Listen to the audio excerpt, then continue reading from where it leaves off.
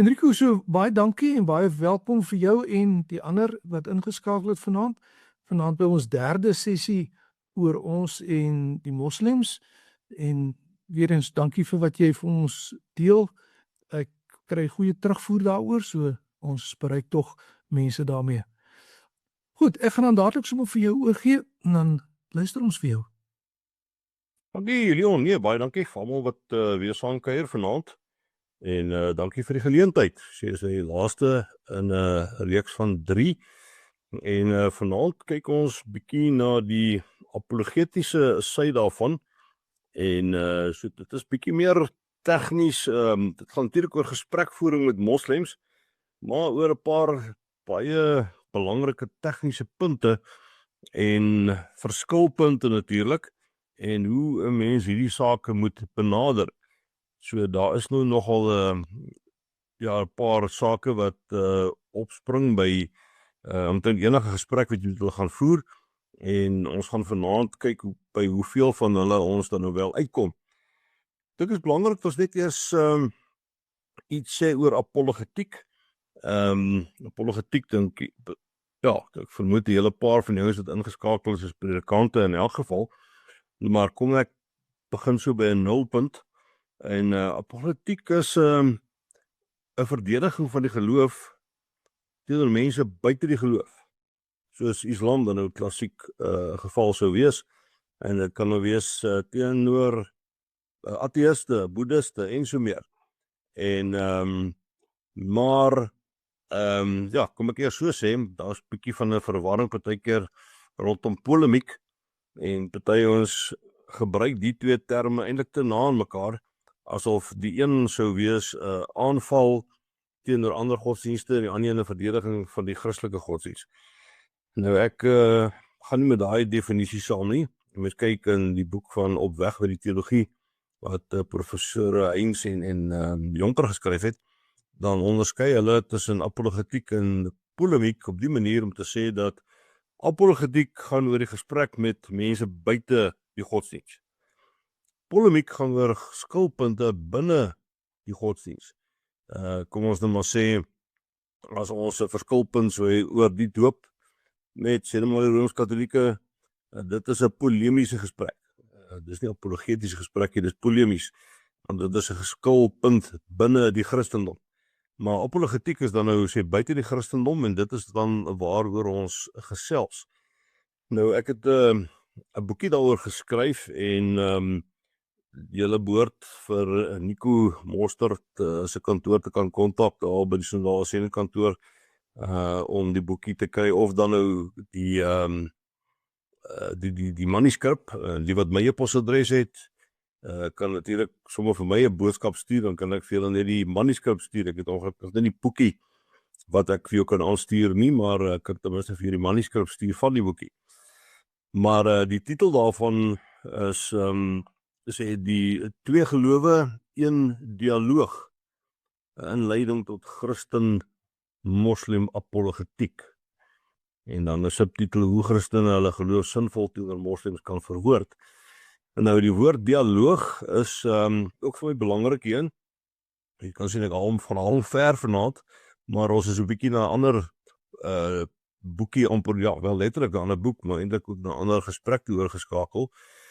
Jy weet, apologetiek is baie keer die veronderstelling is, dis 'n gestryery en amper bekleierery en dis debatvoering wat dit is, maar dit kan baie keer 'n onbehaglike tipe van ervaring wees.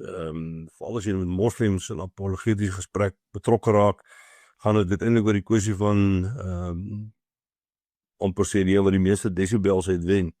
En so dit is nie eintlik regtig aan te beveel nie. Dis ook 'n praat van dialoog.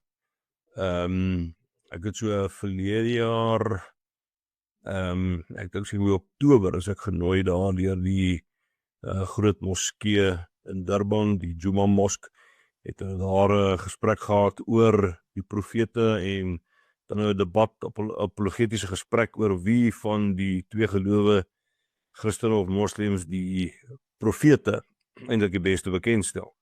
En ekskuus tog. Ek het al gesê in die geval van die begin af, hoor jy, as dit 'n dialoog is, dan kom ek. Maar as dit apologetiese blote debat is, dan stel ek nie daarin belang nie, want dit is eintlik 'n baie onbehaglike tipe van gesprek. En daar was ander redes waaroor ek uiteindelik nie kon gaan nie, maar jy het om te sê, ek dink dit is baie belangrik dat 'n mens ook maar bewus is daarvan dat apologetiese gesprekke is baie keer onbehaaglik, so te sê nee, ons kan hieroor gesels, maar kom ons hê 'n dialoog hieroor, kom ons voer gesprek hieroor. En maar nietemin, watter kant toe ook al, dis goed dat 'n mens dan goed toegerus is vir hierdie tipe van gesprekke, of dit dan nou 'n dialoog is of apologetiese gesprek. Maar nietemin, is ook goed dat ons net so 'n bietjie praat oor dan apologetiek, wat dit is. Mense, ek het nou heel wat gelees natuurlik van ouens ook wat uit Islam uit Christene geword het. En een van die ouens daar is 'n ou naam van Abdul Mari, en hy vertel eintlik hoe dit vir hom nogal pret was om Christene moeilikheid te gee. Jy weet hoe hy dan nou praat so, hy sê, as a Muslim I began to try to knock the faith out of people, whether they were Hindus, Buddhists, Christians, Jews. It didn't matter to me, but most of the time I was talking to Christians because they were all around me, and they began to knock the faith out of them, or challenge the Bible, or challenge their ideas of who God is, and they would have very little response, but there were the occasional, rather annoying Christians who actually did have a response and forced me to think a little bit more heavily. So, dit is belangrik dat ons deel is van daai wat hy noem annoying Christians. Dit is nie nou 'n goeie beskrywing nie, maar ek sal val daarvoor. Maar as hy eintlik sê, en baie van die Christen apologete wat voor die moslems was, is dat baie Christene is nie toegerus om hierdie gesprekke te voer nie. So dat byvoorbeeld so sê, maar as jy dan sê iets van praat oor God, oor die drie eenheid, en baie van hulle baie Christene is net so vaal uitdrukking in hulle gesig kry, sonder om eintlik iets daaroor te kan sê, en dan sê hulle ook, party van ons sê, nee, maar is 3 in 1. En dan sou hulle sê, nee, wel, dit klink vir my eerder na shampoo as na God. En so, dit is nogal belangrik dat die mense oor hierdie sake gesels. Nou, as ons kyk 1 Petrus 3 vers 15, dan kry mens eintlik die woord apologia, wat dan nou die Griekse woord is vir apologetiek.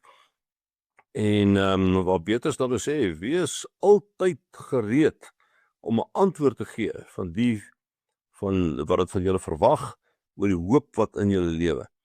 En dit is eintlik dan wel oor apologetiek in essensie gaan. Het jy 'n antwoord? Is jy gereed met 'n antwoord om te gee vir wie ook al oor jou pad kom in godsdienstige sin? Nou, ek sê ons praat net eers 'n bietjie tegnies oor apologetiek, voordat ons by van die sake uitkom, wat dan nou vir ons belangrik is. Maar, daar was, ek praat net nog sê van die apologetiese gesprekke met moslems is nogal 'n ingewikkelde ding, wat my dink, hele klomp jaar terug, toe ons nog studente was, so baie jare terug, was daar ons baie die gesprek gewees, is dans sonde, al dan nie. En toe daar iemand het gesê, op daai stadium, wel die verskil tussen dans en rofstoei, is dat in rofstoei is party grepe verbode.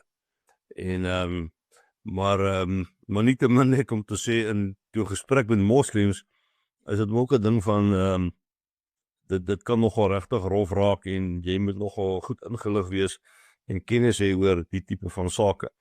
Nou, in apologetiek is dit nog goed natuurlik, en is eintlik 2 basiese dinge. Die een ding is dat jy moet 'n goeie kennis hê van geloofsleer. Jy moet verstaan dit wat ons glo, in terme van baie leerstellings. Die drie eenheid, natuurlik vir wegtrek, is dit baie belangrik. En ek sal baie keer ook so by, as ons so 'n kursus doen vir ouens sê, maar verwoord jouself net eers teenoor 'n ander Christen oor die drie eenheid. Wat glo jy van die drie eenheid? Hoe sien jy die drie eenheid? Net in gewone Afrikaans, net in 'n nie bedreigende situasie. Hoe sien jy dit? Hoe verstaan jy dit? sodat jy daarom net oefening inkry om jouself te verwoord wanneer jy in 'n gesprek met moslems betrokke raak, want hierdie is beslis een van die spotvrae. Daar's 'n paar dinge wat jy moet spot, wat jy weet, dit gaan jy kry in hierdie tussen aanstekens vraagstel. Hulle gaan met jou praat oor die drie-eenheid, wat hulle nie glo nie. Gaan met jou praat oor die godheid van Jesus, waar hulle nie glo nie. Ons gaan natuurlik daaroor prakties bietjie meer gesels. En dinge soos die twee nature van Jesus, die feit dat ons sê Jesus is die seun van God, die Bybel, ons sê die Bybel is die woord van God. Jy weet, dit is die hoofpunte waaroor hulle gesels, en ons moet voorbereid wees daarop. Sê jy met ander woorde, Enrico, dat ons as gelowiges oor die algemeen nie goed genoeg ingelig is oor presies dit wat ons glo nie? Dink jy ons vlak van kennis is nie diep genoeg nie? Ja, ek dink ons is nommer 1 nie goed genoeg. As ons kennis is dikwels nie goed genoeg nie. En dan die ander ding is, hoe verwoord ek die kennis wat ek wel het? Dit kan al wees dat ek 'n redelik goeie kennis het oor die drie-eenheid, en laat ek nie daardeur wil sê, ons almal sê nee man, dit is 'n maklike saak, nee, ons verstaan dit so goed. Nee, daar's natuurlik 'n stuk misterie ook daar. Maar ons moet onsself so goed as moontlik kan verwoord daar rondom, en nommer 1 is, ek dink die gemiddelde Christen nie baie goed toegerus wat dit betref nie. En dan, selfs van die Christene wat goed toegerus is, hoe verwoord ek myself? Hoe vertel ek vir iemand anders, al is dit 'n mede-Christen, oor die drie-eenheid? Want ek meen, dis tog die kern van ons geloof, is dat ons sê ons glo in die drie-enige God. So uniek van ons godsdiens, wat geen ander godsdiens, wat hulle dit sê, maar ons glo dit ook nie. So ja, dit is baie, baie belangrik.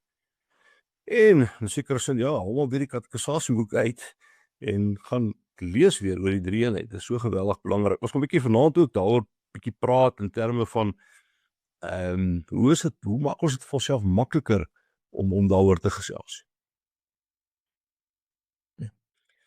Goed, net hoe kwessie nog van rondom apologetiek as vakgebied. Ek het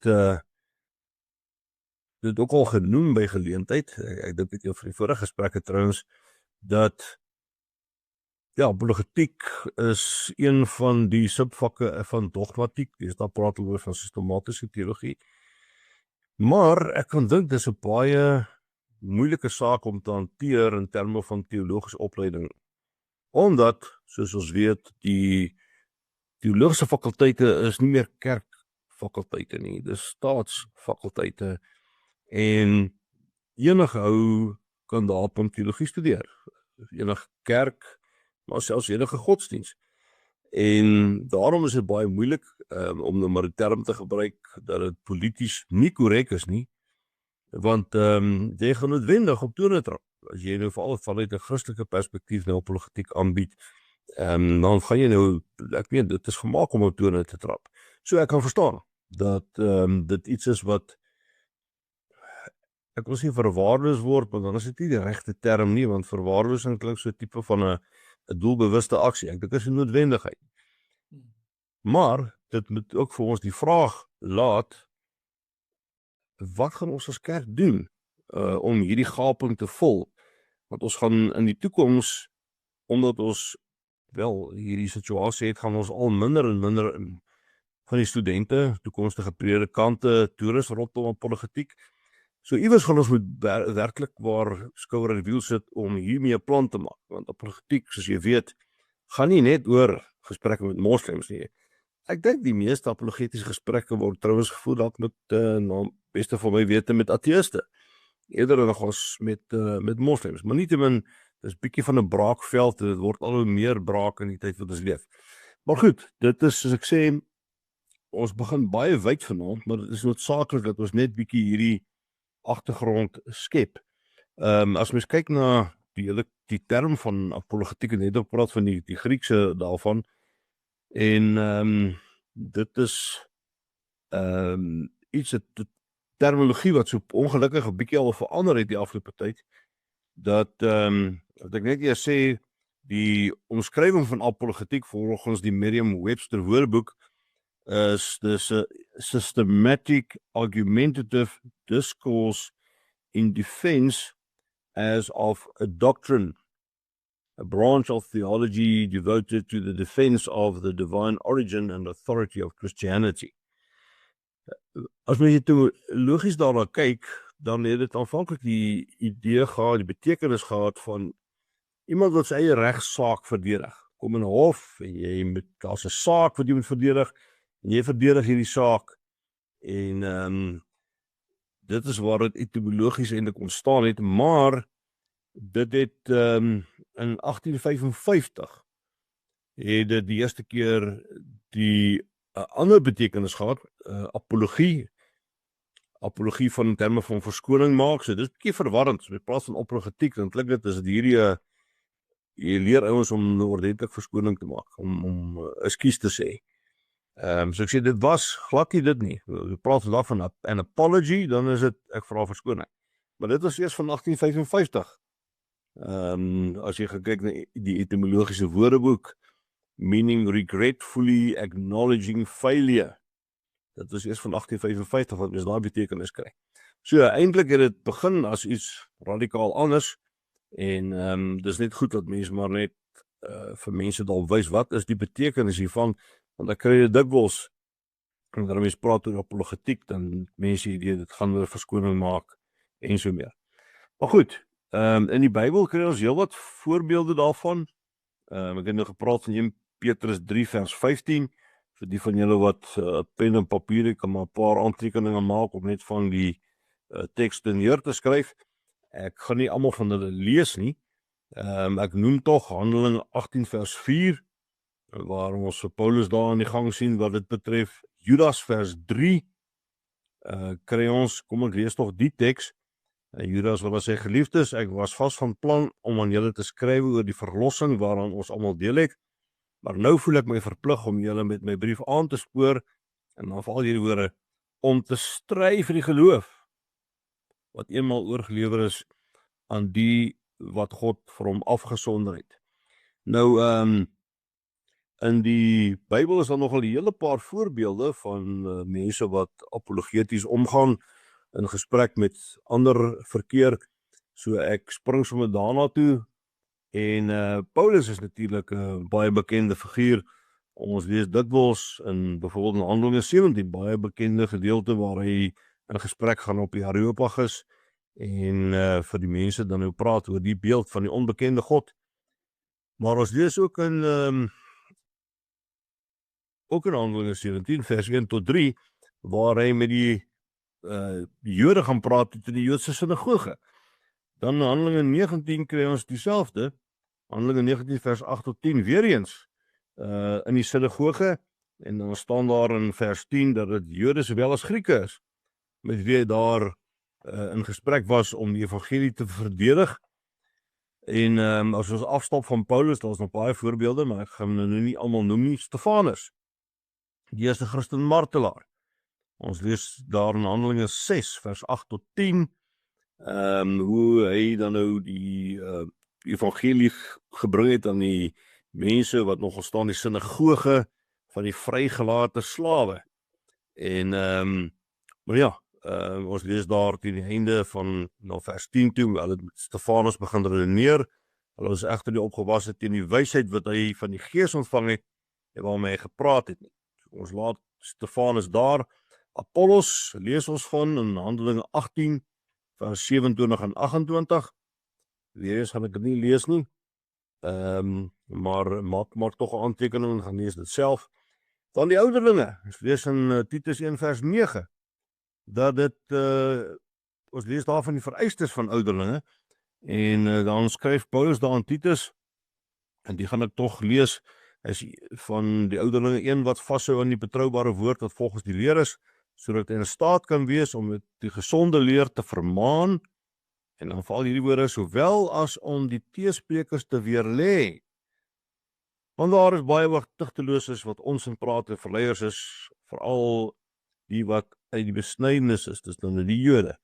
En dan in Timoteus skryf hy ook, ek gaan nou dit nie lees nie, maar ek gee tog vir julle die teks, 2 Timoteus 2 vers 24. So die ouderlinge was ouens aan wie hierdie taak opgedra is om apologete te wees. So reg van die begin van die kerk af was hierdie in die tradisie van die Christene om die geloof te verwoord teenoor mense wat buite die geloof staan. So dit is iets wat ons dan eintlik vandag ook vir onsself moet sê, maar goed, is ons kerkraad is hulle dan goed toegerus of hoegenaamd toegerus om dit te kan doen. Nou ek gaan die ander tekste in die Nuwe Testament gaan ek nou nie aanhaal nie terwyl van tyd, maar uiteindelik is dit ook 'n belangrike deel van sending en evangelisasie. Ons kan nie hierdie apologetiese gesprekke voer en dat dit vir ons blote debat is nie. Ons moet onthou, jy kan niemand in die koninkryk van die Here in debatteer nie. Ons moet, soos wat ons dikwels sê, ons moet getuig en God se gees oortuig. Natuurlik is dit goed dat in watse debat jy ook al betrokke sou raak, dat jy goed toegerus is daarvoor, goed voorberei, dit is so. Maar daar is ook 'n bepaalde dinamika wanneer dit kom in die apologetiese gesprekke oor hoe jy die evangelie oordra binne in hierdie gesprek. En daar is ook so 3 fases daarvan. En ek gaan dit net vinnig noem. Die eerste fase in hierdie oordra van die Christelike geloof is doen hulle notae. Dit is eintlik basies net om data inhoud van die Christelike geloof oor te dra. So julle kan hoor, ek gaan baie vinnig hoor wat ook vir julle moet sê, hoor, hierdie is 'n wye veld en iets wat 'n mens op 'n stadium op dit alleen oor sou kon gesels het. Nou die tweede fase noem 'n mens assensus, en dis eintlik letterlik beteken dit om die intellek te verhoog, maar dit gaan uiteindelik om die inligting wat in die eerste plek oorgedra is, dit verstaanbaar te maak. En dan die laaste fase word genoem fiducia, wat dan ook vertroue is, en dit gaan dan uiteindelik om mense wat die inligting aan oorgedra is, stap 1, dit verstaanbaar gemaak is, stap 2, sodat hulle dit kan internaliseer en hulle eie kan maak. Dis dan die derde stap wat dit betref. En wat ek wil sê die tegniese sake oor apologetiek betref, gaan ons daarmee klaarmaak. Ek wil net 'n aanhaling van R.C. Sproul gee, ook 'n baie bekende teoloog in Presbyteriaanse kringe, 'n paar jaar terug oorlede is. Hy sê, "However the best arguments we ever offer, however convincing they may be, can never change the human heart that by nature is hostile toward God, at enmity toward God, and dead to spiritual things of God. Apologetics can never prove the sweetness of Christ to a pagan." So ja, dit is iets wat 'n mens maar moet onthou, dat is geweldig belangrik om tegnies geslyp te wees hierin, maar uiteindelik is dit 'n kwessie van jy kan nie iemand ongelowige in die koninkryk van God in debatteer nie. Miskien moet ek net eers vir 'n oomblik daar stop oor die so ek sê, dis die tegniese dinge oor apologetiek as sulks, voordat ons dalk nou net aanskuif na Islam toe. Kom ons hoor gou of daar spesifieke vrae dalk is hieroor. Ek het toevallig vanoggend die gesprek van Stefanus met die Joodse Raad weer geluister. Dis seker meer polemies, omdat hy nog uit die Joodse godsdiens kom. Maar nou ja, dis die begin van 'n nuwe godsdiens en hulle is nie ouer. Gideon, ek sien jou hand daarso. Ja, dankie Leon. Enrico, ek wou sommer maar net gehoor het hoe jy self dink daaroor. Ons Christendom is so wat se woord amper versplinter, Katoliek, Anglikaan, Russies Orthodoks, hoe ervaar boonbehalwe nou ons gereformeerde lyn of tradisie, hoe ervaar die moslems of die mense van die Islam geloof Ja. Die Christendom. Ja. In terme van ek boonbehalwe weet daar is dan nog binne die Christendom soos die wie is hulle wat die godheid van Christus ontken, die Jehova getuies ensovoort. Ja. Dit dis ek dink dis persoonlik vir ons 'n verleentheid. Maar nou ja, Ja. want ek Ja, kyk, nee, dit is nogal 'n ding wat dikwels opkom in gesprekke met hulle, is dat as jy nou praat van die kerk, dan sal hulle nou aan die een kant as prus, maar aan die ander kant met reg sê, jy weet, van watter kerk praat jy? Jy weet, wie is nou eintlik die kerk? Wie is die Christene? Is dit die Rooms-Katolieke? Wat baie of baie keer wat gebeur is dat jy is in gesprek met hulle en hulle sal sê iets in die lyn van wel iets wat sê nou maar meer eie is in die Rooms-Katolieke kerk, en dan sê jy sê nee, dis so, daar is Christene wat dit doen of dit glo, maar ons glo nie dit nie. Weet, ons sal sê, maar is hulle nie Christene nie? Jy weet, dit is nogal regtig weet 'n storie van dis moeilik om vir hulle te verduidelik, want hulle is natuurlik nie almal bekend met sê maar die reformatie nie, waar pas Martin Luther en Calvin is vir hulle glad nie is op hulle horison nie. En so dit is nogal 'n ding wat hulle in 'n sekere sin met agterdog beheen rondom die kerk. Hulle sal nogal baie keer dit sê. Dat sê, hoor, die jong, julle is baie versplinterd. Nou, aan die een kant, soos ek sê, is dit bietjie van 'n verleentheid, dat mense sê, ja, die eenheid van die kerk, waarvoor Here Jesus nogal juist bid in Johannes 17, en wat nogal juist gekoppel word aan die kwessie van sodat die ander sal glo, is nogal bietjie van 'n verleentheid. Die ander kant van die saak is dit amper 'n kwessie van die pot verwy die ketel. Jy weet wat natuurlik die moslems nie so baie kerke en wel selfs sektes soos wat ons het nie.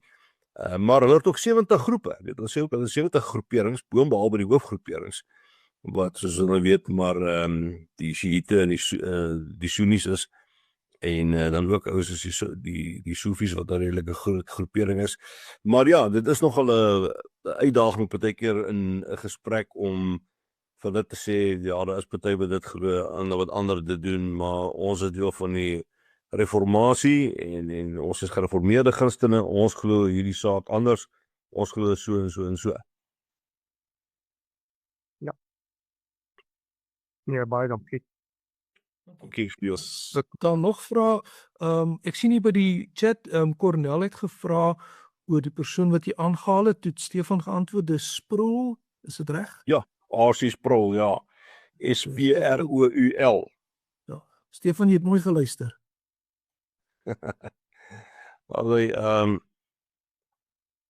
ja, net sê ek Gideon het my ook gekontak intussen, dat ons 'n plan maak dat ek daar by hulle uitkom, so Gideon, dis eers op my agenda hoor, ons daar by hulle kursus kom aanbied in Bethlehem.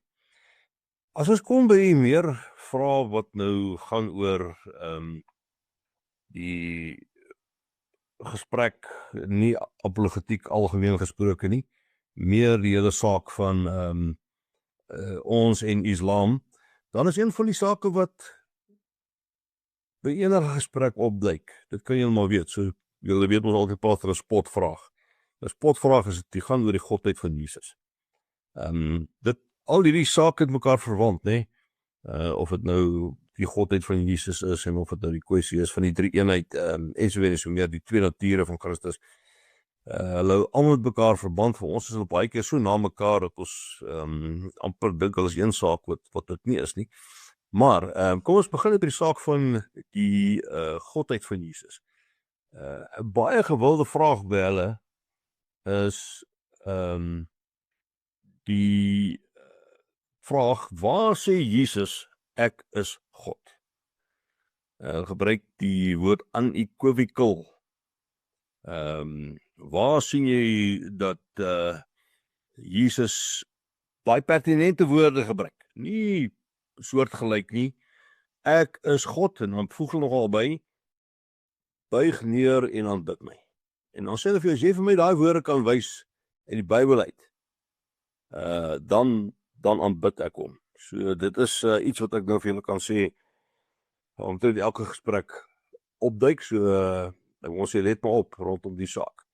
Nou, dis iets wat ons noem ook the exact word fallacy. Wat beteken is belaglik, jy nou enige dis soos 'n ou wat jy skiet 'n pyl en dan verf jy teken rondom hom en sê ek het die kol getref. Jy kan ons enige woorde uitdink wat jy wil en sê waar het Jesus dit gesê?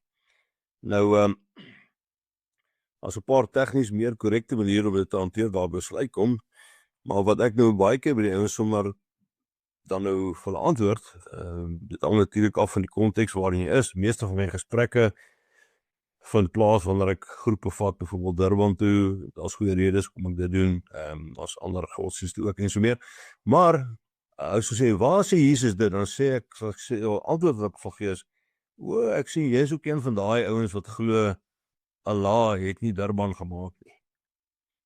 En as jy nee, maar ek glo Allah het Durban gemaak. Sê, wys my enige plek in die Koran.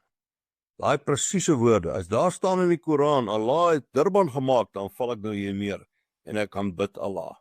Net om te wys die belaglikheid eintlik van die tipe van vraag wat hulle vra.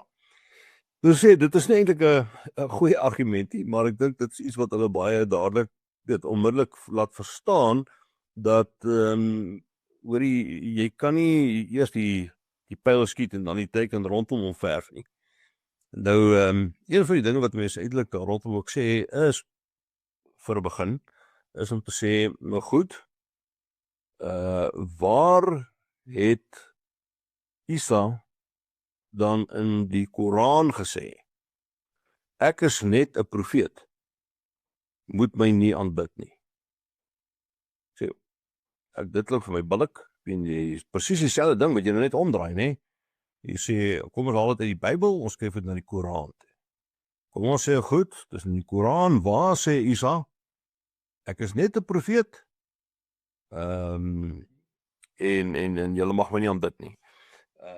So, dan begin daar 'n bietjie 'n lig opgaan vir hulle, en sê, okay, goed, ons verstaan nou, dis dalk nie 'n goeie argument nie, want die een wat net van die ander kant af kom, is net so legitiem as ek dan nou so sê, hierdie een is legitiem, wat dan so dit skep daarom begrip by hulle.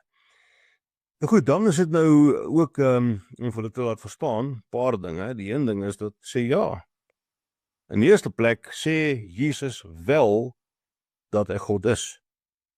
En in Johannes 8 sê hy byvoorbeeld meer as een keer dat gebruik hy die woorde ek is, en selfs ek is wat ek is. So, miskien moet ek net gou weer, miskien tog, Engels sê rewind, net na aanleiding van die vraag, baie keer dink Christene, nee, ek weet wat, daar's teks in die Bybel, dan verwys hulle na die gedeelte waar Jesus voor Pilatus was, en dan vra hy vir hom, is jy die koning van die Jode?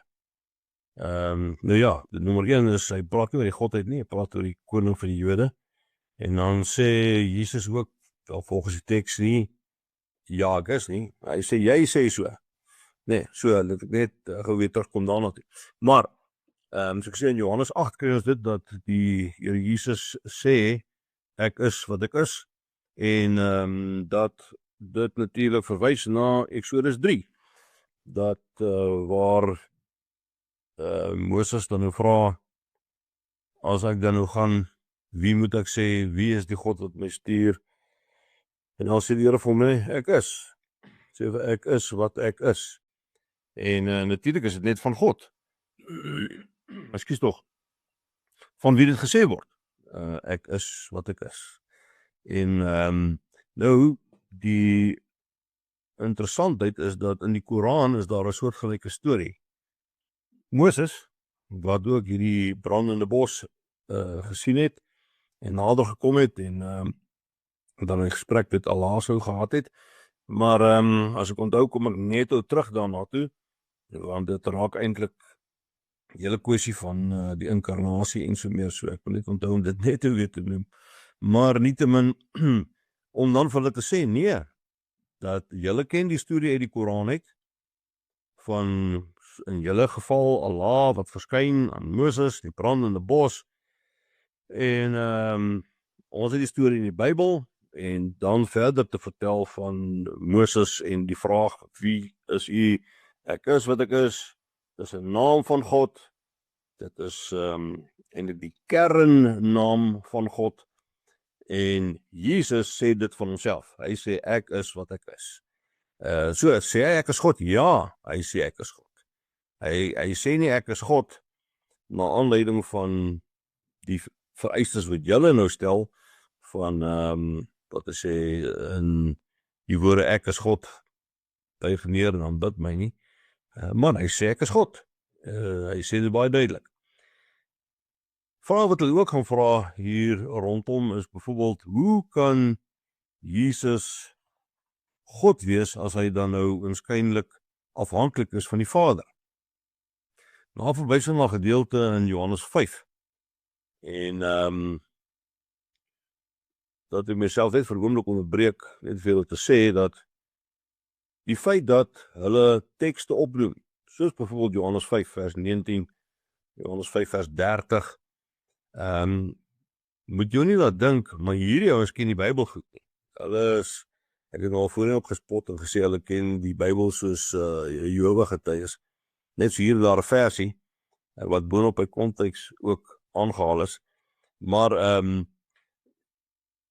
die tekste wat daar staan, gaan oor die kwessie van byvoorbeeld wat Jesus sê, het my eie kan ek niks doen nie, en lees daar byvoorbeeld, toe het Jesus hom verweer en gesê, dit verseker ek julle, die seun kan niks uit sy eie doen nie, hy doen maar net wat hy die Vader sien doen, wat die Vader ook al doen die seun ook net so, en dan die woorde, uit my eie kan ek niks doen nie, ek oordeel soos ek dit van die Vader hoor, en my oordeel is regverdig, omdat dit nie my wil is nie, wat ek nastreef nie, maar die wil van hom wat my gestuur het.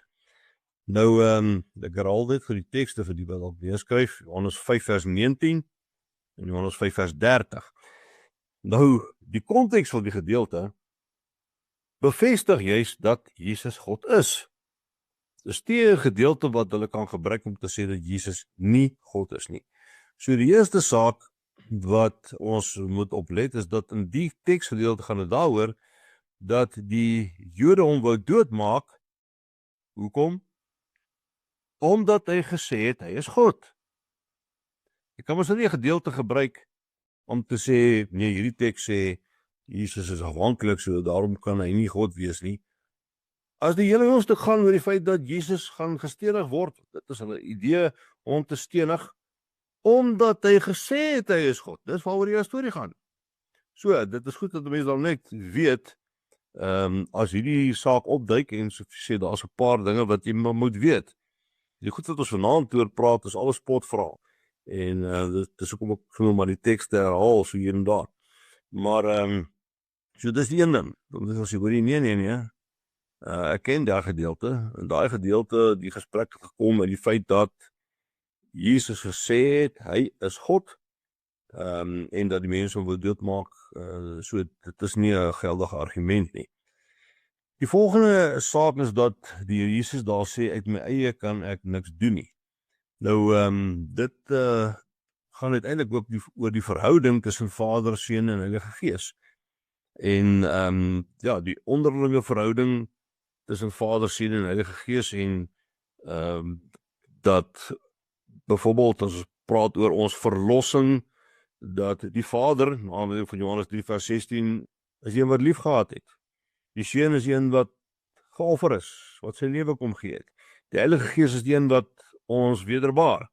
So ja, die Vader, Seun en Heilige Gees is na buite, na ons toe, van niks of niemand afhanklik nie, maar ons het die intra-verhouding tussen Vader, Seun en Heilige Gees, is so 'n verhouding dat die een is nie meer God as die ander nie, die een word nie meer God of ander minder God nie, en die drie persone van die Vader, van die drie eenheid, werk onderling saam, en dis wat die Here Jesus oor praat. Die goed wat ek nou sê, is natuurlik vir hulle Grieks, omdat hulle nie die drie eenheid verstaan in elk geval nie, maar dis iets om vir hulle so lank te verduidelik rondom die drie eenheid, is Vader, Seun en Heilige Gees, werk onderling saam, en dis wat die Here Jesus sê, uit my eie kan ek niks doen nie. So dit is nie 'n kwessie, dit sê niks van dat hy afhanklik is, dat hy menslik is en daarom nie God is nie. So ek gaan nou iets sê oor net wie nog sê dat Jesus God is in die Bybel. Ek weet nie of iemand iets daaroor iets wil vra nie, want dit is nogal 'n belangrike saak. Ons hoor gou. Ek dink daar die punt wat jy gemaak het dat hulle juis vir Jesus wou doodmaak omdat hy gesê dat hy God is, dit op sigself is al genoeg bewys, is 'n veronderstelling. Selfs die Jode sê dit. So Ja. Nee, belangrik dat hoe dit in jou arsenaal maar byderhand hou, jy weet. So, Gideon, het jy 'n vraag van daai kant? Ja, ek wonder maar net oor die trinitariese formules in die Bybel. Matteus 28 en ja, ek wil 1 Korintiërs Ja. 2 Korintiërs 13 vers 13 en Kolossense 1. Is daarom Ja. ek bedoel, in die hele Kolossense 1 word die drie-eenheid so mooi beskryf. ja. Maar dit is seker ook maar goed wat 'n mens net in gedagte moet hou. Mense. Nee, dis 'n baie belangrike saak wat jy daar noem, want dit is eintlik juist wat ek volgende na wou kyk. So jy sien hom mooi aankom. Die eerste deel is die kwessie van wat sê Jesus. Die volgende saak is wat sê die Bybel. Want dis eintlik nogal 'n belangrike les wat weer eens wat die moslems nie verstaan nie en ek nogal agterkom baie Christene ook nie verstaan nie, is dat die hele Bybel is God se woord. Ons onderskei nou ter wille van die moslems in gesprek met hulle, dit is wat Jesus gesê het. Dit is rondom die gesprek van Jesus se godheid en so meer.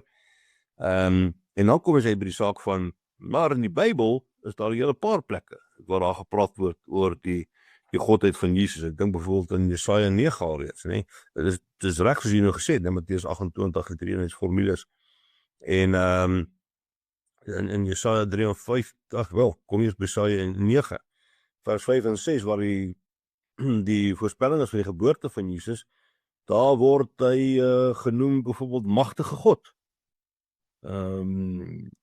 So ja, in die Ou Testament alreeds word van hom gepraat as die magtige God en so meer. Ons lees, ek genoem net vanaand die tekste, ek gaan dit nie lees nie ter wille van tyd, is Jeremia 23 vers 5 en 6. En dan Jeremia 23 vers 5 en 6. Dan Matteus 22 vers 43 tot 45. Is eintlik 'n aanhaling van Psalm 110. Waar Dawid dan praat oor die godheid van Jesus en Jesus daaroor gesels, nê. Goed, Matteus 22 vers 43 tot 45. En dan Lukas 2, die aankondiging, dat deel van die Kersverhaal, waar die engele dan nou vir hulle sê, nee, vandag is vir julle in die stad van Dawid die verlosser gebore, Christus die Here. So Lukas 2 vers 11. Ek lees net vanaf vir julle die teks, ek gaan nou daaroor argumenteer, maar Johannes 1 vers 1, die hele kwessie nee, van die godheid, in die begin was die woord, en die woord was by God, en die woord was self God. In Johannes 5 vers 20, ons weet dat die seun van God gekom het, en ons verstand gegee het om die ware God te ken. En ons is in die ware God in sy seun, Jesus Christus. Hy is die ware God. En die ewige lewe. In Johannes 5 vers 20. Die punt is net, dat die hele Bybel is vol daarvan, dat Jesus God is. En om moslems te laat verstaan, dat ons as Christene ag die hele Bybel as woord van God. Ons kyk nie net na dit wat Jesus self gesê het nie. Dit wat in die Bybel staan, is die woord van God. En as dit in die Bybel staan, dan sê God dit. So dit is belangrik dat ons dit ook aan hulle moet verduidelik. Ek net toe gesê het, ek verbaas my soms, wanneer mense selfs in meerdere kerkvergaderings kom en mense oor sake argumenteer, debatteer, en iemand sê, Ja, dit kan nie belangrik wees nie, want Jesus het nie iets daaroor gesê nie. Sê hoor jy, of Jesus daaroor iets gesê het, of Moses of Petrus, dit is irrelevant. Dit is God se woord. Dit is so, party dinge staan in die sentrum van die Bybel en ander op die periferie, maar dit word nie bepaal deur wie dit gesê het nie. Ek meen dinge soos byvoorbeeld, as daar staan, hierdie het soveel esels en soveel eselinne gehad en soveel slawe en slavinne, en dis die tipe van dinge wat op die periferie is, maar nie wie dit gesê het nie. So, dit is iets om dan ook vir moslems te wat verduidelik dat ons as Christene glo, die hele Bybel is God se woord. As dit gaan oor sê iemand Jesus is God? Ja, Jesus sê self hy is God, met die voorbeelde wat mense vir hulle gee. Maar, dit, soos die Weermaak advertensie sê, maar dis nie al nie. Weet, daar's in die Bybel, is daar volop voorbeelde van ander skrywers wat praat en baie duidelik sê, skryf oor die godheid van Jesus. Nou, ek wil nou volgende 'n bietjie net iets sê oor die gebruik van die Koran in die gesprek, en mense hoef nie natuurlik die Koran verbatim te ken, of dit kan interessant wees om dit te lees. Ek meen, vir my is dit nou belangrik om dit te lees in terme van kennis rondom dit. En as jy iewers 'n Koran in die hande kan kry, sal dit goed wees. Daar selfs Afrikaanse vertalings, maar ek moet sê, dis nie 'n goeie vertaling nie. Mense lees eintlik moeilik daaraan. Ek dink die Engelse vertaling gaan dalk veel makliker lees. Maar dis tog goed om te weet dat daar party gedeeltes in die Koran is wat ons ook kan gebruik in gesprek met moslems. Ja, dat ek net ook dit sê. Dis tog belangrik dat ons dit ook weet, is dat ons heg geen waarde aan die Koran nie. Die feit dat ons dit gebruik in 'n gesprek met moslems sê nie, okay, goed, dis omdat ons dit op 'n manier as gesaghebend beskou, dat ons dit in hierdie gesprek gebruik. Nee, dis nie vir ons gesaghebend nie, maar ons besef dat die persoon met wie ons praat, vir hulle is dit gesaghebend, en daarom is dit goed as ons iets daarvan weet, of ten minste net weet van party van die verhale wat ons kan gebruik in gesprek met hulle. Nou, Enrico, jy praat oor die Afrikaanse vertaling. Ek het nog baie keer al gehoor as hulle op Ikra in die oggende lees, dan klink dit soos 'n baie ou Afrikaans wat hulle gebruik. Amper die by wyse van spreek in die 33 vertaling van die Koran, as jy verstaan. Ja. Nee, ek dink my die waarheid is, jy slag so nogal naby aan die waarheid. Die Afrikaanse vertaling van die Koran kom uit, dink nog as ironies genoeg 1953. En ja, dit is nogal as uitdrukking die tale Kanaans. Weet, en so hy is nie, ja, as jy dit nie kan kry, lees dit, maar ek sou aanbeveel, probeer vir jou liewer 'n Engelse vertaling in die hande kry, jy gaan dit makliker lees. Ja, as jy eendag daar in Durban kom, daarso is die Islamic Propaganda Center, is reg oor kan die Juma Mosque, en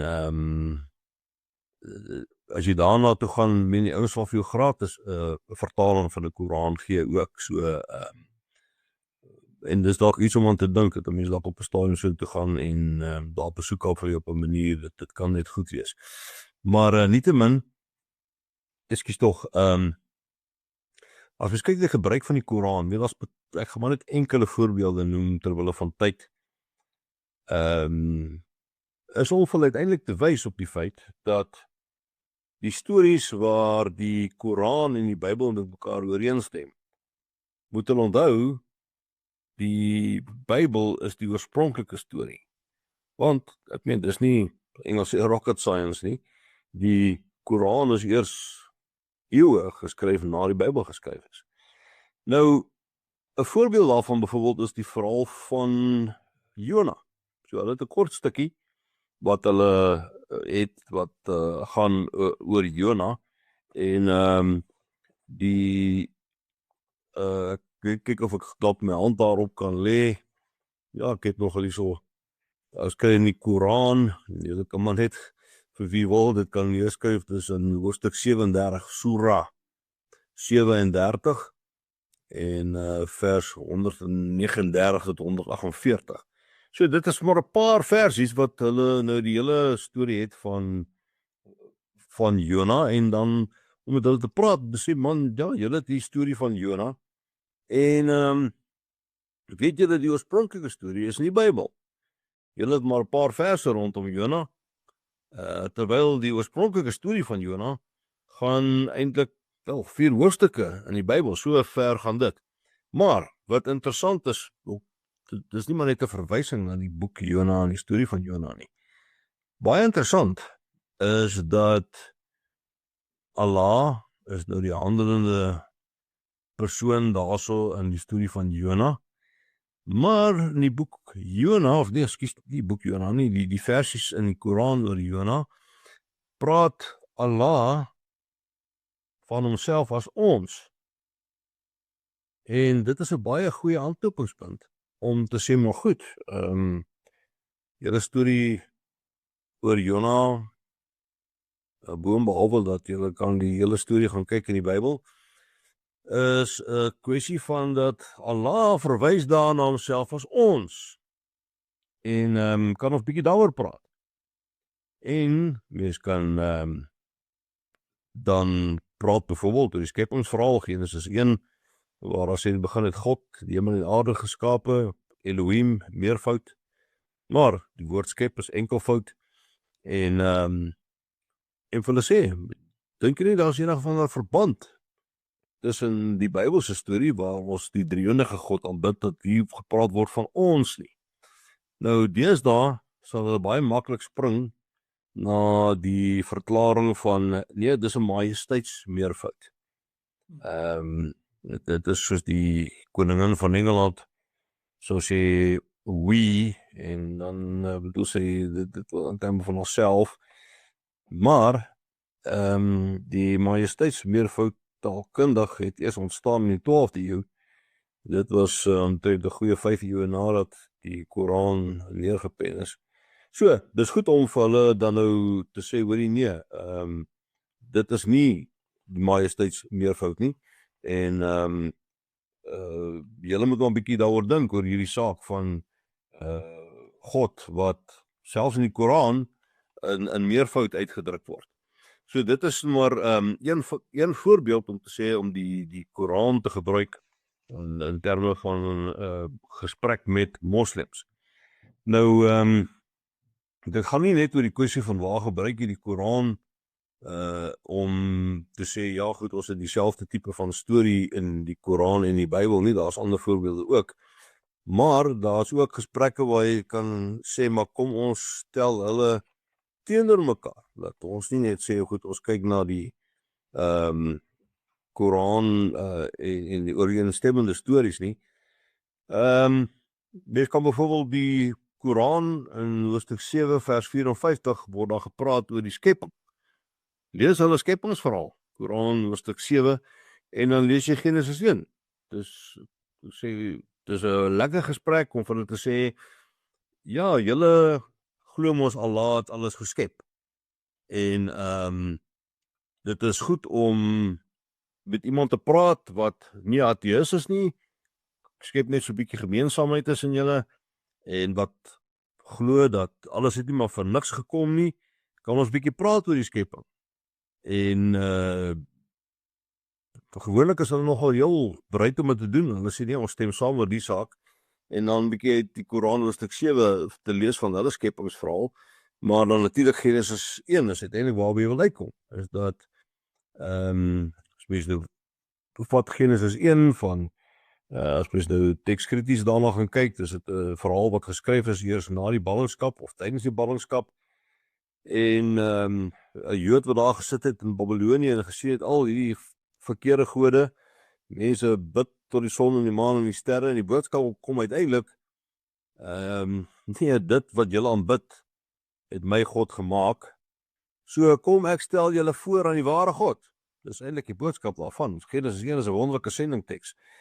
En dan dieselfde te doen, dan te sê, maar weet jy hulle, vir die moslems dan te sê, dis uiteindelik die doel van Genesis 1, is om te sê, kom ek stel julle voor in die ware God, en dit wil ek graag vandag ook met julle doen. So dis 'n lekker aanknopingspunt om Genesis 1 met hulle te hanteer en dan te sê, maar dit is die ware God, dis die God wat ek aanbid. Nou ja, die ander sake wat mens dan ook in die Koran kry, is natuurlik die wederkoms van Isa, wat heeltemal anders loop natuurlik as die wederkoms wat ons inglo, wat Jesus dan nou kom, en waar hulle dan glo, Isa kom aarde toe, en hy gaan trou hierso, kinders hê, en uiteindelik hierso sterwe, en langs Mohammed begrawe word, en so aan, om te sê, hoorie, vertel my 'n bietjie van julle wederkoms storie van Isa kom weer, vertel my daarvan. Ek sal jou graag vertel van my verhaal van die Christense verhaal van die wederkoms. So, gebruik gemeenskaplike verhale wat van mekaar verskil. Te sê, vertel my van joune. Goed, baie dankie, ek het lekker geluister na jou, wat ek hoor in jou storie is dit en dit en dit. Maar weet jy wat interessant is van ons storie? En dan uiteindelik te vertel van die wederkoms van Christus en dat ja, die wederkoms en die oordeel wat daarmee, die eindoordeel en so meer. So, dit is die manier hoe mens dan ook die Koran kan gebruik aan die een kant om stories wat daarin is, wat ooreenstem, maar ook stories wat verskil te benut om met hulle 'n gesprek dan aan te gaan en verder te voer. Voor ek kans gee vir ouens wat dalk daaroor wil vra, wat interessant is ook net, is dat die name wat van Christus, wat ons ken Christus aan 'n verskeidenheid name, en hoe die Koran daardie name gebruik om dit vir Allah te gee. En dit is belangrik dat die mense dit ook uitwys. Hulle sê, maar julle noem Allah so en so. Maar dit kom uit die Bybel uit, wat geskryf is lank voor die Koran, en dis name wat aan Christus gegee word, en sy godheid onderskryf. En as ek net gesê het, ouens wat my e-posadres het, kan regtig dit vir my stuur, jou e-posadres, dan stuur ek vir jou die manuskrip van, ons kan ek dalk in so wys hierdie boekie, en waar hierdie dinge alles in opgeteken is, so ek kan natuurlik nie ek kan al die name lees, maar soos 'n telefoonboek dan, so dat ek vertel net enkele van die name, en net om te illustreer, en byvoorbeeld, Allah word genoem Al-Haq, wat beteken waarheid. Nou ja, ons weet, Jesus word in Johannes 14:6 die waarheid genoem. Allah word genoem die opstanding, en Jesus word die opstanding genoem in Johannes 11. Allah word genoem Al-Awwal, die eerste, en die laaste, en Jesus is ook eerste en die laaste volgens Openbaring 22 onder andere.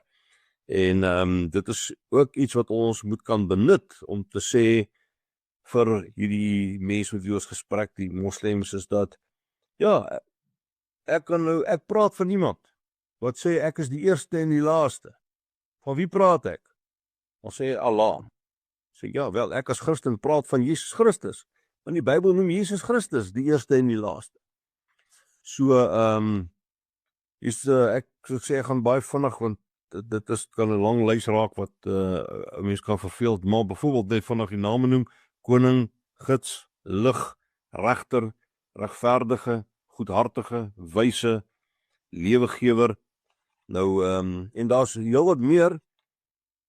Die punt is net dat in die Bybel word Jesus hierdie name genoem, en ek het die teksverse dan nou daarmee saam om dit te illustreer.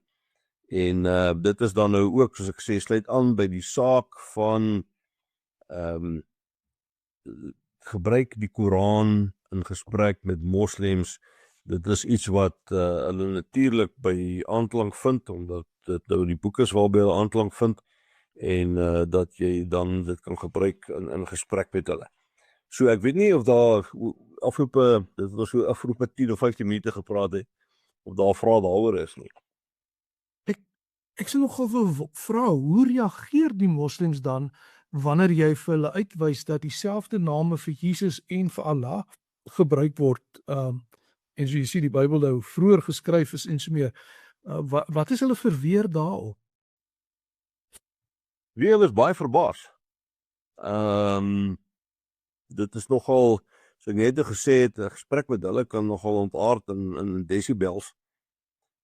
Maar dis nogal een ding wat hulle nogal verstom. As ek het net ook gesê die voorbeeld van goed, ek praat van iemand soos, jy weet wat sê ek is die eerste en die laaste. Van wie praat ek? Dan ja, dis Allah. En dan hulle sê nee, maar Jesus sê dit van homself. En dink jy nie, aangesien die Koran meer onlangs geskryf is in die Bybel, dat dit eintlik titels is wat hulle uit die Bybel uit gehaal het, wat ook eintlik dan, in julle terminologie, dan moet sê, maar Jesus is God. En jy kan sien, dit vang hulle nogal omkant. Dit is iets wat hulle so, dan een ding is wat hulle so bietjie rem, dan is dit nogal dit, want dit is nie iets wat hulle nogal sien kom nie, want hulle is, daar is ander dinge as ek sê, wat hulle nogal op fokus, soos byvoorbeeld, wel, natuurlijk die godheid van Jesus en so meer, maar hierdie tipe van hoek is iets wat hulle eintlik nie sien kom nie. Kom ons hoor, is daar ook nog vrae van iemand aan sy kant? Enrico, ek het jou e-posadres in die comments gesit, of in die chat gesit, vir ons om vir jou. Ja, baie dankie, so ouens wat dit vir my een e-post stuur, dan stuur ek vir hulle die manuskrip van die boekie. Hier is 'n vraag van Stefan Conradie, hy sê, hoe beïnvloed ons belydenisskrifte ons vermoë om apologeties met moslems te kommunikeer? Is dit belangrik vir beter begrip of eerder 'n hindernis? Ons belydenisskrifte. Nee, dit is nogal 'n groot hulp. Ek dink nou byvoorbeeld aan die saak, vat nou byvoorbeeld die 2 nature van Christus. Dit is natuurlik iets wat ook wil sê 'n misterie is, dat Jesus volkome God is, dat hy volkome mens is. Iets wat die belydenisskrifte natuurlik ook onderskryf. En dit is eintlik baie belangrik dat ons wel algemeen gesproke die belydenisskrifte moet ken. Maar wanneer ons betrokke raak by Islam met gesprekke met hulle, en dis eintlik iets wat dis 'n goeie idee dat ek bietjie daaroor gaan kyk en dit nogal pertinent gaan waar sy uitsniffel, die bepaalde, of het nou Sondags en Heidelbergse Katekismes, artikels van NGB, wat ook al. Maar, iets wat nou nie ons belydenisskrifte is nie, maar natuurlik ons geloof is, vat by die konsilie van Chalcedon, en dit was 431 na Christus, as ek het reg het, en daar waar die saak gekoin is van die 2 nature van Christus. Nou, ek is so bly, ek het nogal redelike kennis daarvan, ek het om een of ander rede het ek nie baie lank voor ek in 'n gesprek met die Molana was nie, het ek bietjie daarna gaan kyk. Ek dink ons het by Bybelskool gekyk na die saak van geloofsbelydenisse, en het ook 'n draai gemaak by Chalcedon. En soos julle weet, dis omtrent so rowweg 100 jaar gewees na Nicea, wat eers die godheid van Jesus en toe die Chalcedon die 2 nature van Christus. En ek was verstom gewees dat die Molana is 'n geleerde, maar soos 'n professor in Islam kringe. Jy kry imam wat 'n priester is, maar die Molanas is ouens wat regtig baie goed opgelei is. En baie smart ou. Ek was nogal, hulle is nie noodwendig so nie, maar hierdie was 'n regtig smart ou gewees, en ou wat jy dink, man, ek sal nogal met hom 'n koppie koffie gaan drink het, en net lekker rustig gesels oor goed. En hoe hy toe ons nou praat oor die 2 nature van Christus, hoe hy toe nou Chalcedon ophaal, opdiep en nogal heel wat dinge daar uithaal oor die praat vir ons die hypostase tussen Christus se menslike natuur en sy goddelike natuur en so meer, die mystieke vereniging en so meer. Ek was verstom gewees oor sy kennis daarvan en regtige tegniese kennis oor die saak. Nou, ek weet die vraag was pertinent, die belydenisskrifte en Galsedon is nie van ons belydenisskrifte nie, hoewel die saak ons van hom glo. Maar die ander sake wat ons dan wel kry in die Bybel, ek dink aan Heidelbergse Katekismus, dis die by Sondag 12 praat oor die kwessie van Jesus wat koning, priester en profeet is, dat hy die gesalfde is. Want die gesalfde kwessie is baie belangrik, ons sal nou daaroor iets sê. En so ja, ek dink nommer 1 is dit iets wat vir ons help. Ek dink nommer 2 is 'n goeie idee dat ek bietjie daarin gaan kyk, jy weet, wat is pertinent die sake wat vir ons kan help in gesprek met moslems na aanleiding van, so ek wil ons sê die spotvraag. So nee, dis 'n baie goeie vraag. Ek gaan dit sit my aan die dink om bietjie verder te gaan kyk daarna. Miskien kan ek weet iets sê rondom, as jy vat die kom net die saak wat jy genoem het van die exact word fallacy. David wil sê, waar sê Jesus in die Bybel dit en dit? Want as hy nie dit sê nie, kan ons dit nie glo nie. En een van die sake wat ons ook betrek daarby gaan oor die kwessie van die Messiaskap van Jesus. Want ons glo natuurlik, nee, Jesus is die Messias, die gesalfde, en dat dit baie pertinent met ons redding te doen het. En die moslems praat ook van Jesus as die Messias. Hulle siening daarvan is natuurlik anders as ons. Vir hulle is dit 'n kwessie van, ja, hy is die Messias, hy is die gesalfde, maar hy is gesalf om wonderwerke te doen. En so dis hulle siening van dat hy die Messias is. Nou is die interessante dat dit nêrens in die Koran staan. En daarom om aan te sluit by die exact word fallacy wat ons eintlik net oor gesels het, is die is dit een van die vrae wat mense wil sê, maar julle glo Jesus is die Messias. Ja. Dan sê maar goed, nou waar staan dit in die Koran? Dit staan nie in die Koran nie. Net as 'n teenargument, ek meen dit bring jou nie verder in terme van om te laat glo hy is die Messias as ons dit glo nie, maar net eers om te sê, hoor jou argument van die exact word fallacy, dit is regtig nie iets waarby jy regtig kan staan nie. Want julle het self daai tipe van ding van Jesus, wat julle sê is die Messias, maar dit staan nie in die Koran nie. Net iets wat terwyl ons praat vir die twee nature van Christus, weet, vir hulle is dit ook 'n ding van dat hulle kan nie dink dat Allah kan deel word van sy skepping nie. Hy kan nie, ons praat van inkarnasie, hy word deel van die skepping. Weens soos die uitdrukking, die gereformeerde teologie, wat sê, hy het gebly wie hy was toe hy geword het, wat hy nie is nie. Dat hy God gebly het, terwyl hy mens geword het. Vir hulle is daar geen manier om aan Allah so te dink nie. Daar is 'n groot kloof tussen Allah en sy skepping. En so by geleentheid ook gesê het rondom engele, is dat Allah is nie alomteenwoordig soos in die Bybelse sin God alomteenwoordig is nie. En daarom is engele vir hulle belangrik. Die engele bring Allah binne die rykwyte van mense. Maar hulle het dan nou die probleem, nee, maar Allah kan nie deel word van die skepping nie.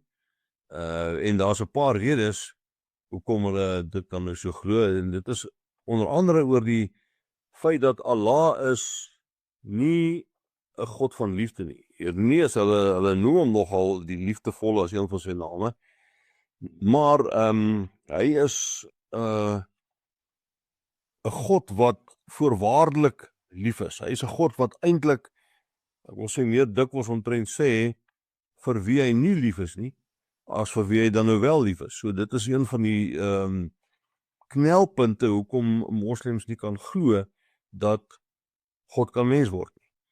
Nou in my gesprek met die Moulana rondom die menswording van Jesus, ek het net nog gesê, toe sê ek hoop ek onthou daarvan as ons weer hier langs verbykom, dat die storie van Moses is ook in die Koran. En toe ek praat met die Moulana oor die inkarnasie en dat hy sê maar dis vir hulle totaal onaanvaarbaar, Allah kan nie deel word van die skepping nie, dit is disrespectful en so weer. Toe herinner ek hom aan die verhaal van Moses by die brandende bos en ek sê te vir hom, ja, die storie, daar is die storie van Moses in die bos, jy dit in die Koran en Moses het nader gekom en toe sê ek nou maar asprus met die doel en ek sê en Moses klim toe in die brandende bos in, volgens julle storie. Nee, sê hy, dis glad nie so nie. Natuurlik weet ek dis nie so nie, maar ek lok hom toe nou uit. Hy sê nee, want Moses het nie in die bos geklim nie, want Allah was binne in die vlam in die bos. Ek sê, ja nee, ek weet dit, die punt wat ek juist van maak is, hier is 'n verhaal wat eintlik demonstreer in julle eie storie van Allah het deel geword van die skepping. Dit was deel van die vlam. Jy sê nou vir my, hy was in die vlam, hy was in die bos, dis was dit deel van die skepping. O ja, hy is toe nou bietjie nie die saak nou nie so gesien nie. So ander saak wat 'n mens moet ook onthou en dit klink nou omtrent seker of ek net so hier en daar 'n paar stories vir julle van vertel, maar dis belangrik dat ons net besef ons is nou besig met 'n hele kwessie van Jesus se menswording. Hoe verduidelik jy dit vir hulle? Want dit is iets wat vir hulle, dis vir hulle laster. Hulle kan nie dit in hulle koppe klein kry dat God kan 'n mens word nie. So hoe verduidelik ons dit vir hulle? So ek wou vertel van die storie van die brandende bos as 'n manier om hulle daaraan te herinner of te sê, wel, julle het eintlik so 'n storie. Dit is nie so far-fetched vir julle om daarbey aan te haak nie. 'n Ander storie gaan oor die kwessie van jy's die Koran en dat hulle sal vir jou sê nee, die Koran is ewig. Die Koran is ewig. So dit het nie eintlik nie eens ontstaan toe Mohammed dit geskryf het nie. Dit het eintlik al ontstaan lank voor Mohammed dit neergepen het en dit sal aanhou tot in ewigheid en so meer. So wat ek toe een keer met 'n moslim doen is ek vat die Koran en ek sê vir hom hoorie nee, die Koran is gaan niks ewig nie. Hier staan, maak hom oop voor en sê hier's 'n datum. Hierdie datum sê wanneer is die Koran gedruk? Dit was 19 iets gewees op daai stadium en so hy het 'n begindatum. Dis nie 'n ding vir hy gaan niks ewig nie.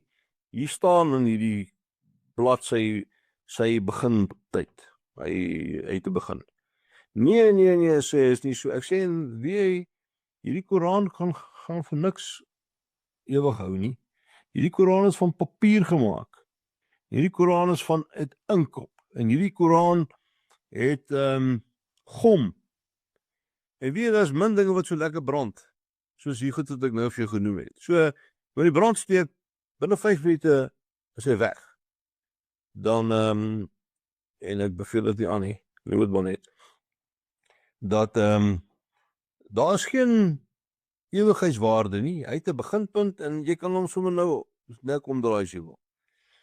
Nee, sê vir my, dit is eintlik nie die hele kwessie van die ewigheid van die Koran nie. Die ewigheid van die Koran is dat, so net te verduidelik het, hulle glo dat eintlik nog voor Mohammed dit geskryf het dit al bestaan en so weer. Seker goed. Julle wat nie kan verstaan dat Jesus God en mens is nie. Ek vertel hierdie storie vir jou sodat jy iets daarvan kan probeer verstaan. Dat julle gesê die Koran is ewig, maar ek verduidelik vir jou is tydelik. Hy kan vernietig word en jy stem met my saam. En dit sê vir ons iets van Jesus is God, hy is ewig. Hy het bestaan nog voor die skepping van die wêreld af. Maar hy het mens geword en hy is gekruisig. Hy het hierso gelei, hy het honger gehad. In daardie opsig sou ons kon sê, jy moet maar die tydelike na aanleiding van die Koran wat ek verduidelik het. So, dit is nogal belangrik om aan te sluit by hulle leefwêreld, om hierdie sake vir hulle te verduidelik, om die gesprek verder te kan voer. Hoe maak jy vir hulle duidelik dat Jesus het mens geword? Hy bly God ewig, hy het mens geword. Jawel, sy mens oor die algemeen is tydelik, natuurlijk Jesus opgevaar hemel toe en hy sit aan die regterkant van God, maar om iets daarvan vir hulle dan ook te kan verduidelik. So ek weet nie of daar iets is wat julle daaroor vir my wil vra nie. Kom ons hoor, is daar vrae iewers? Dis 'n interessante vergelyking, die bestaan van die Koran en die voorbestaan daarvan. Ja. Ja, so dis nogal iets wat mens kan onthou in gesprek met hulle. Ek het net weer gepraat ook van een van die redes hoekom hulle nie glo in die inkarnasie nie, is die feit dat Allah, weet, sy liefde is voorwaardelik. Ek kan net vinnig 'n paar voorbeelde vir julle noem. In Surah 2 vers 190 staan daar, Allah het geen liefde vir oortreders nie. Surah 2 vers 276, Allah hou nie van enige ondankbare kwaaddoener nie. Hier's 'n lang lys, ek gaan nie vir julle al die surahs noem nie. Julle sal dit in die boekie lees as julle dit nou kry. Maar kom ek noem net sonder die skrifverwysings vir julle dat die wat glo en goed doen, hulle sal beloon word. Allah het geen liefde vir kwaaddoeners nie. Allah het geen liefde vir die wat selfbedrog pleeg nie. Allah het nie lief die wat uitspattig leef nie. Hy het nie verraaier lief nie. Hy het geen liefde vir die wat onhou bewerk nie, en so weer. Nou, baie van ouens wat as genoem word, wat genoem word, sal sê, ja, hulle sit op uitvagels. Maar die hele punt is dat die prentjie van Allah se liefde is altyd 'n voorwaardelike liefde wat geteken word. En dit maak dat moslems hulle hoegenaamd nie kan indink dat God hom in so 'n mate in ons situasie kan plaas, dat hy kan mens word. Allah se prentjie is nie so nie. Sy liefde, as daar van liefde gepraat word, is by voorbaat voorwaardelike liefde. Gideon, ek sien vir jou.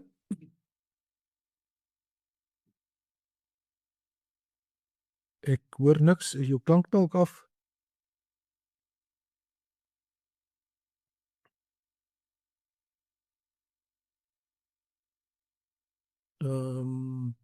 Gideon, jy's nie gemute nie, maar ek hoor niks van jou kant nie. Wonder of iets skeef loop daar.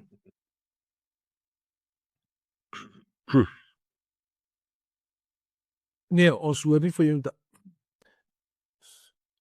Nog nie my vraag tik as ek vir jou lees. Gebaretaal, ek my probeer hy ook net al, maar dit gaan nie.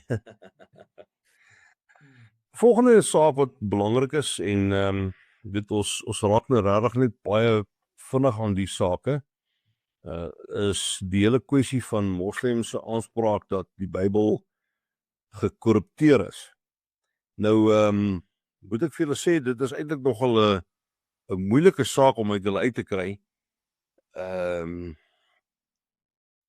Ek het nogal 'n boodskap gestuur vir die Islamic Propaganda Center in Durban, wat ek net van gepraat het. Net om te sê, ek verstaan julle glo dat die Bybel is gekorrupteer, kan julle vir my inligting daaroor aanstuur? Ek wil net kyk, hoe kom hulle by hierdie saak uit? En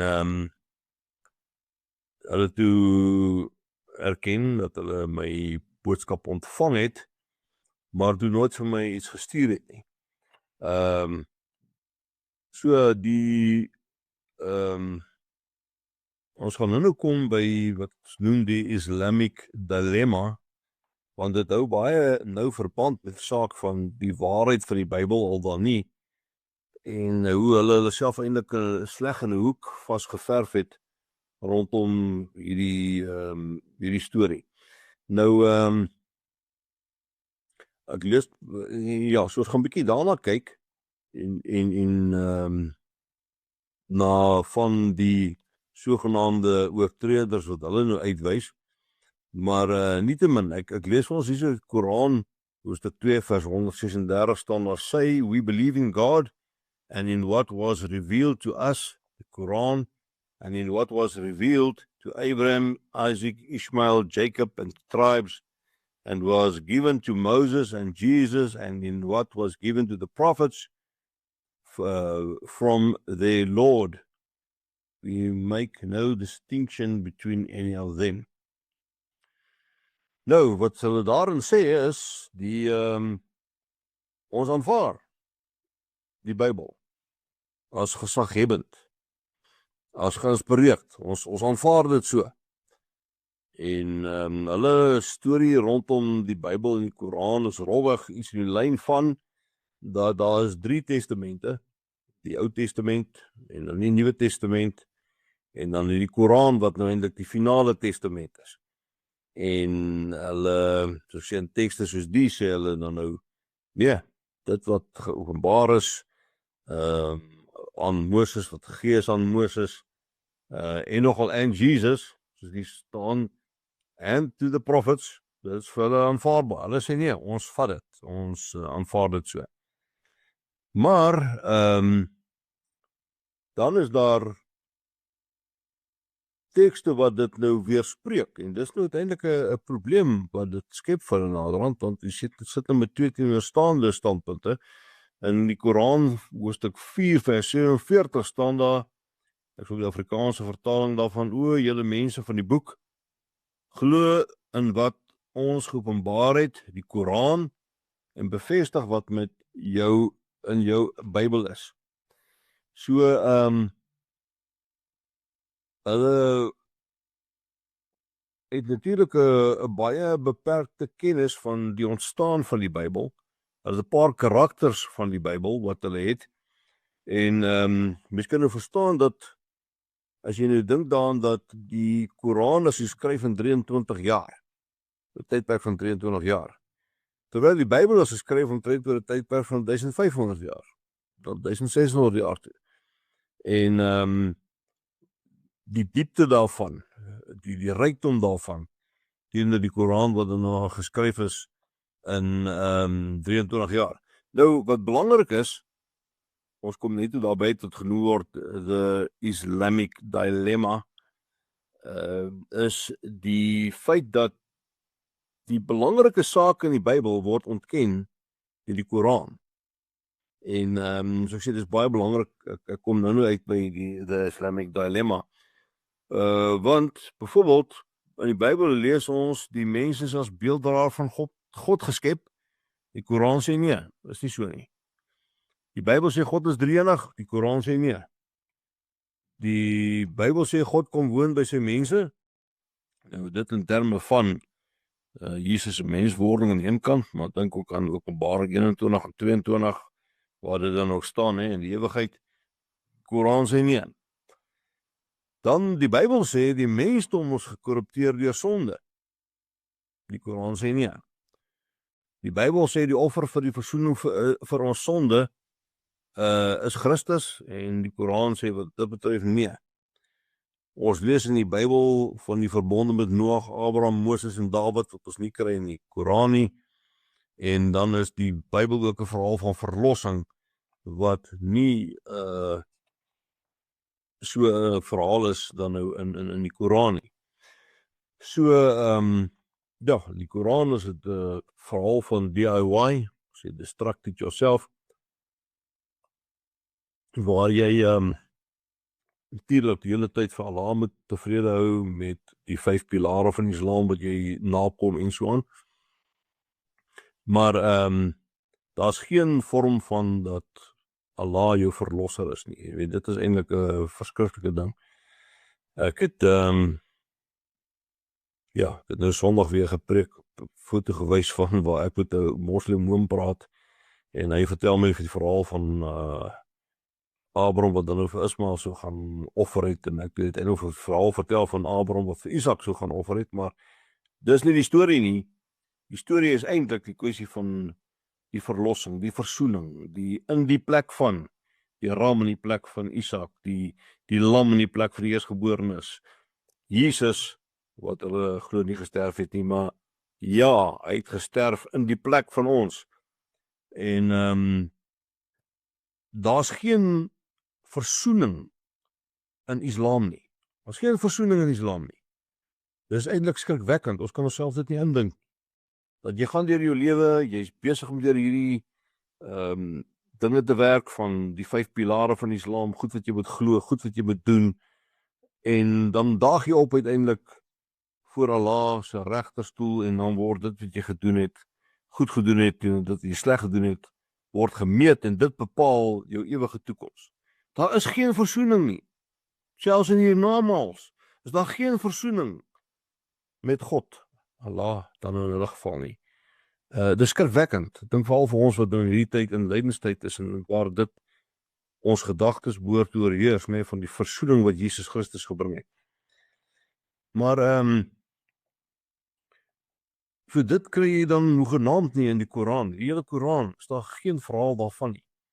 Nou goed, kom ek terug na ons het besig gepraat oor die sogenaamde Bybel wat dan nou, of die Bybel wat sogenaamd gekorrupteer is. Nou van die ouens, as jy nou vir hulle vra, en soos ek sê, ek het nogal moeite gehad om regtig by goeie bronne uit te kom, omdat selfs die Islamic propaganda center nie vir my daarvan voorsien nie, is dat die groot culprit was Konstantin. En die storie gaan daaroor, en dit wys jou eintlik die gebrek wat hulle het in terme om te verstaan die evangelie. Die evangelie vir ons is die verlossingsboodskap van Jesus Christus. Dis die evangelie.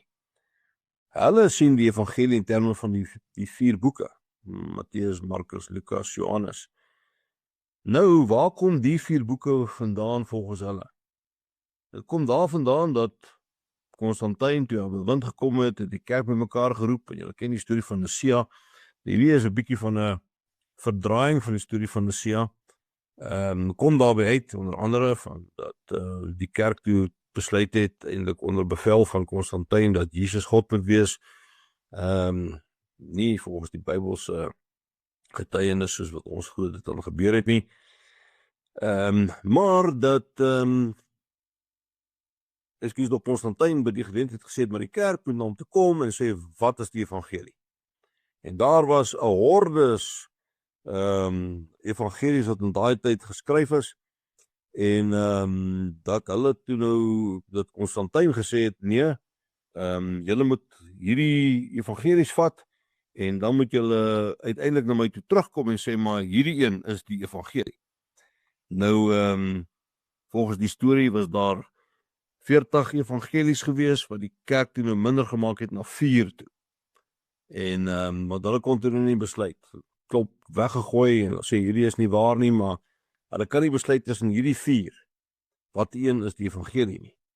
En toe gaan hulle na Konstantin toe, dis sê hulle vir Konstantin, maar hoorie, hierdie is, ons kan dit net minder gemaak het na 4 toe, so jy moet nou maar een kies uit die 4, en Konstantin het dit nooit gedoen nie.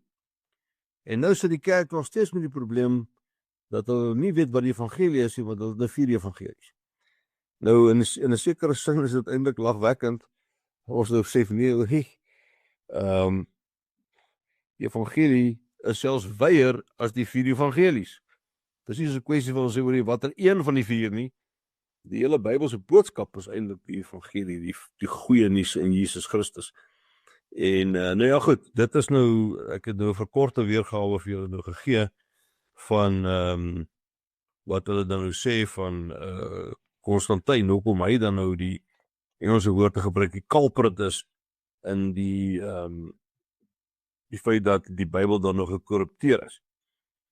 Nou kan jy raai dat Die volgende nou, wat eintlik hoog op hulle lys is Paulus. En dat hulle nou sê dat die Christelike geloof is eintlik nie die geloof van wat Jesus kom verkondig het nie. Hulle sê nee, dit is eintlik die geloof wat Paulus kom verkondig het. En nou ja, mens kan nou, natuurlijk is dit nie waar nie, maar mens kan nou half, as jy nou die gang volg van hoe Paulus die sake mooi uiteengesit het, of dit nou regverdigmaking of heiligmaking, bekering, die eerste Adam, die tweede Adam, weet so kan ons aangaan. En dan kan jy al begrip vorm vir hoekom hulle so sou dink, maar natuurlik is dit nou heeltemal verkeerd dat hulle so daaroor sou dink, daaroor sou kon argumenteer. Nou ek lees byvoorbeeld, so ek sê, ek het hom al uitgesoek na stof wat daaroor gaan. Een ou skryf van 'n moslim en sê the role of Paul in Christianity and how he destroyed the teachings of Jesus Christ is eintlik die artikel se naam. Nie die rol van Paulus nie. Die rol van Paulus en hoe hy Jesus se leerstellings vernietig het. Nou ja, ek teks in die Bybel waarop hierdie ou wat ek van praat, en bykans elke moslim met wie in gesprek tree hamer, is die woorde van Jesus in Matteus 5 vers 18 en 19, nee, wat hy sê, ek sê vir julle, totdat die hemel en die aarde tot niet gaan, sal daar beslis geen jota of titel van die wet tot niet gaan nie, totdat alles vervul is. Wie dis een van die geringste van hierdie gebooie afskaf en die mense so leer, sal die geringste in die koninkryk van die hemel genoem word, maar wie dit onderhou en ander daarin onderrig, hy sal groot genoem word in die koninkryk van die hemele. En nou ja, in sy kommentaar dan nou wat ek gesê het, hierdie persoon wat sê hoe Paulus Jesus se leerstellings vernietig het, sê the New Testament that is now in existence contains more writings of Paul than any other source. All his reports were written before the four Gospels.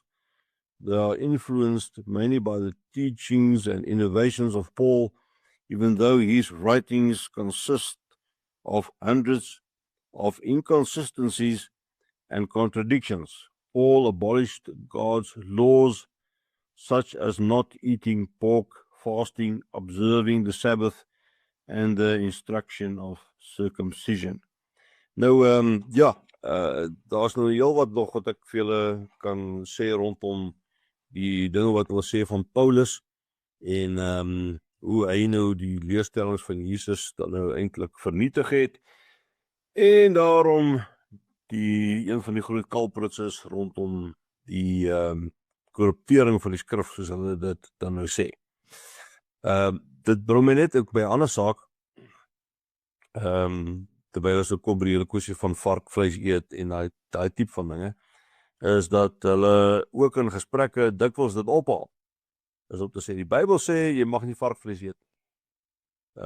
En Christene doen dit, en moslims doen dit nie. So ons is eintlik meer getrou aan die Bybel as wat Christen is. Dan sal ons self dinge sê, soos byvoorbeeld die besnydenis. En hulle sal sommer vir jou vra, is jy besny? Ek is besny, is jy besny? Om te sê, wel, ons as moslims kom nog die voorskrifte van die Here na. Nou ja, dit gee vir mense geleentheid om vir hulle te verduidelik dat Jesus die wet vervul het en dat daar dat hy ook alle kos rein verklaar het, dat daar geen bloedoffers meer moet wees na Jesus offer in die kruis en so meer nie. Maar dit is net so dat hulle ook nie regtig 'n begrip het van hoe die wet vervul is en dat baie van hierdie sake uiteindelik nie vir ons van toepassing is nie. Dit is Ou Testamenties en Jesus het daai sake vervul. So ek weet nie of iemand verder iets daaroor wil sê nie, of wil vra nie. Ek het net gevraag oor so in die algemeen, jy het net nog gepraat dat daar nie versoening is nie, en daar's nie hierdie sekerheid dat as ek doodgaan dan gaan ek die ewige lewe beerwe en so meer nie.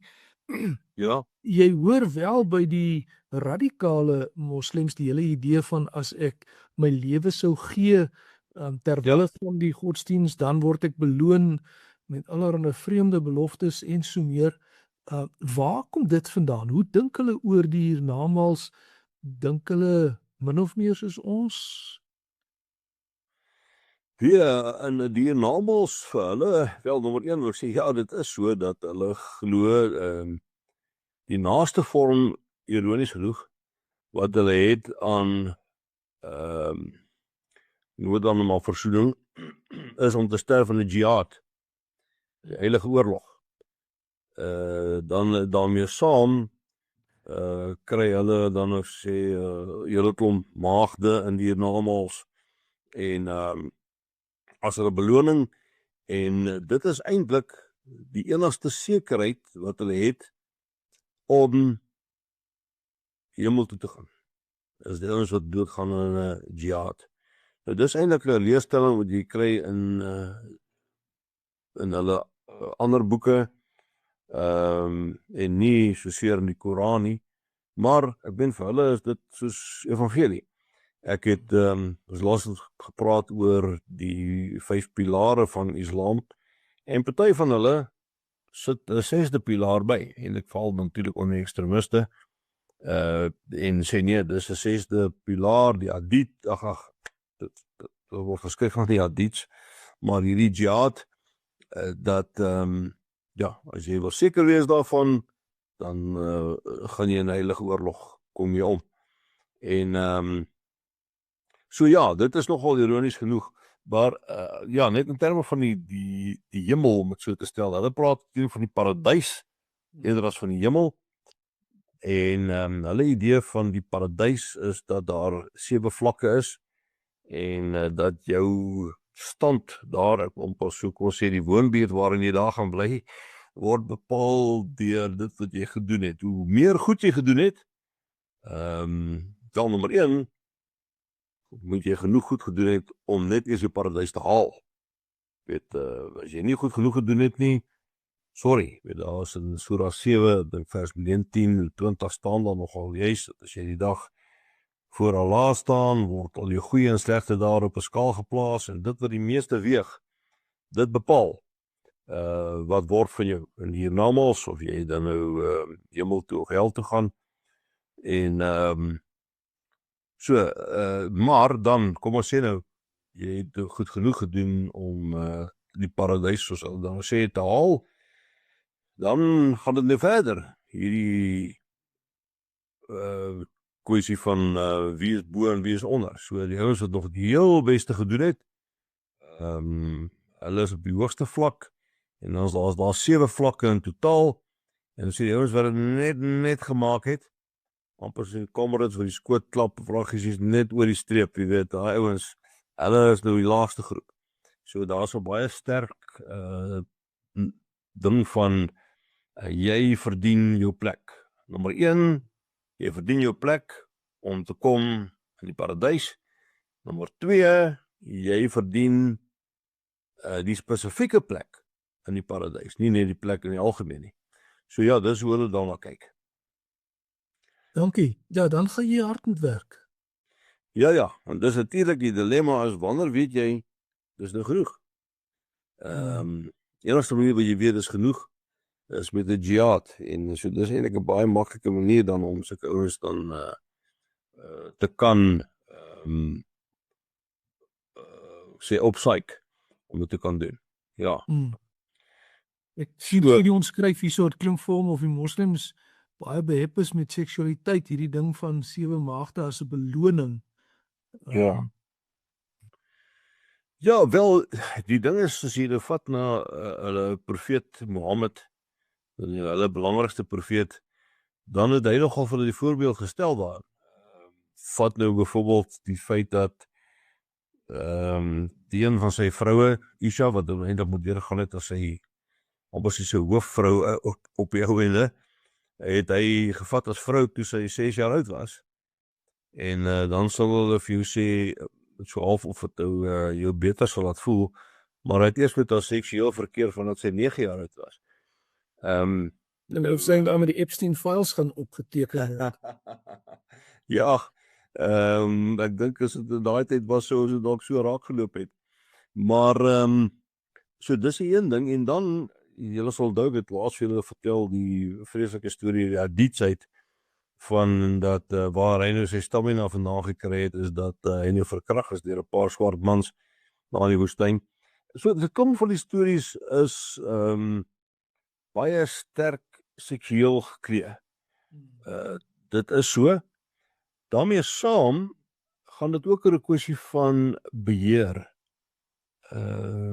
Ek het verlede week sien ek in die Telegraaf, staaks genoeg, 'n moslim professor daar van Oxford wat ek ken, stuur vir my partykeer goed aan. Hy stuur vir my die Telegraaf se voorblad uit Londen uit.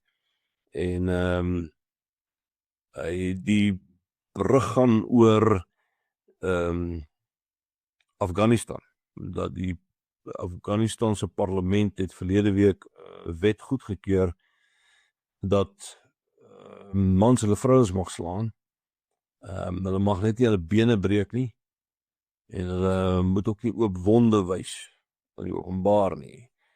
Wat gaan, soos ek sê, het gaan oor beheer. Ek meen, jy kan dit allerhande ander name noem, of dit nou seksisme is, en of dit nou paternalisme is. Ja, dit is vir my gruwelik in elk geval. Ek kan nou net name daarby koppel. Maar dit is, ja, seksualiteit, soos Gideon sê, misbruik, misplaaste vorm van seksualiteit kan dikwels daar as normaal deurgaan. Maar dis ook 'n vorm van, omdat nou ou so baie keer negatief, jonge vrou moet haar plek hê. Weet daai tipe van ding en geweld en seksualiteit, die dinge word baie keer saamgespan om daai tipe van dinge te doen, veral in lande waar die Sharia wetgewing geld. In 'n sekere sin, Enrico, klink dit vir my of die godsdiens stil gestaan het by sy ontstaansjare. Ook as mens kyk net kleredrag, hulle dra nog dieselfde klere min of meer as van die beginjare, maar ook in terme van hulle verstaan van hulle godsdiens, hulle belydenisse. Ons in die Christelike wêreld het op 'n stadium afgestap van die idee van slawerny byvoorbeeld. Terwyl dit in die Bybelse tyd praktyk was en ons het op 'n stadium gesê, maar in terme van die beginsels van die Bybel hoort dit nie so nie. Dieselfde met die rol van vroue wat oor die jare ook verander het, met skop en skree, nie, jy weet, maklik. Maar dit klink of hulle glad nie op die tafel is nie, hulle het vasgesteek daar in die 600s en dit is soos dit moet wees vir altyd. Ja, nee, absoluut. Dis hoekom jy sien dit byvoorbeeld in kleredrag. Jy sal dit sien in ja, die ding is 'n moslim het in die jaar 700 na Christus so gelyk en nou 'n paar eeue later moet hy nog steeds so lyk. En daar is geen 'n ding van, noem dit maar, hervorming, verandering. Dit wys maar vir jou die hele ding van Engels woord religion, wat baie op die uiterlike geskoei is, en jy moet in die uiterlike hierdie dinge kan raak sien, en ja, dit is net, mense verstom jou. Wat mens ook nie moet miskyk nie, eintlik iets wat 'n stukkie genade is, hoe die Christelike geloof eintlik die beste vertaal gaan word, om die woord te gebruik, in enige ander kultuur in. Ek bedoel nie vertaal om dan oor grammatikaal nie, dit dalk ook, maar ek bedoel kultureel. Wat ons nogal terugbring by die teks van Johannes 1 van God het vlees geword en onder ons kom woon. En dit sê iets van ook net dat die Christelike geloof is kultuurhervormend, nie kultuurvernietigend nie. En dit sien mens in baie ander godsdienste, veral in Islam, is dit is kultuurvernietigend. Dit wat nie lyk soos ek nie, dit moet afgebreek word, doodgemaak word, vernietig word.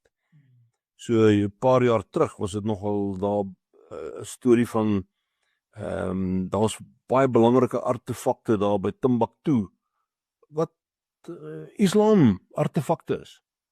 En daar's toe 'n groepering van Islam wat daar verbygetrek het en besluit nee, maar dit is nou nie reg genoeg nie. Kom ons breek die goed. Hoe gaan we oor vernietiging? Is nie kultuurhervorming nie. Jy weet so soos jy dit is baie duidelik soos mens daarna hulle kyk. Maar as ek ook nou gesê het, kom ons wees dankbaar vir die feit dat die Christelike geloof vertaal die maklikste in enige ander kultuur en van enige ander godsdienst. Ek dink as 'n mens oor die eeue terugkyk oor die geskiedenis van veral dan nou Wes-Europa, die positiewe bydrae wat die Christelike godsdienst gemaak het tot die ontwikkeling van die mens versus dit wat in Islam te sien is, ja, laat 'n mens nogal wonder. Ja. Goed, ons begin einde se kant toe staan. Kan ons hoor is daar nog vrae dalk van iemand? Is 'n laaste kans nog vir vrae en so aan? Enrico, as jy dalk nog so 'n laaste iets het wat jy wil sê, dat ons tyd is nou so. Ja, kom ek sê net vanaf die saak dat daar word gesê baie keer van die Bybel, as ons met jou praat, gaan ons sê vir jou, hoorie, daar is net een Koran, die oorspronklike Koran, die Koran wat gekom het van Mohammed se tyd, is die Koran wat ons vandag lees, en maar die Bybel, wat is nou die Bybel? Is dit die King James Version, of is dit 'n Afrikaanse vertaling, of weet, daai van dinge, en dan het hulle so tipe van, of hulle die morele hoëgrondheid van, nee, maar ons boek is nou nog van altyd so, wat natuurlik 'n klomp bog is. So dat ek dit net, vir hulle sê, moenie val daarvoor nie.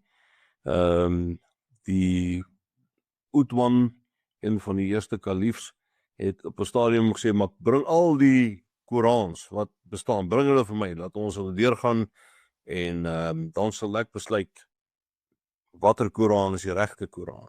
En goed, het een besluit, dis die Koran, en die res is verbrand.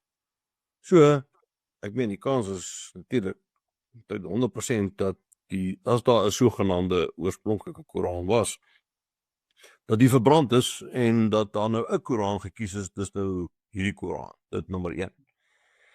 Nommer 2 is dat, as ons gaan kyk na tekskrities na die Koran, waar kry jy die mees oorspronklike tekste daarvan? Nou, wat ek net eers dit sê, dit is nie 'n tipe van 'n ding wat moslim priesters en mulamas hulle mee sal besig hou nie, want hulle sal dit sien as lasterlik.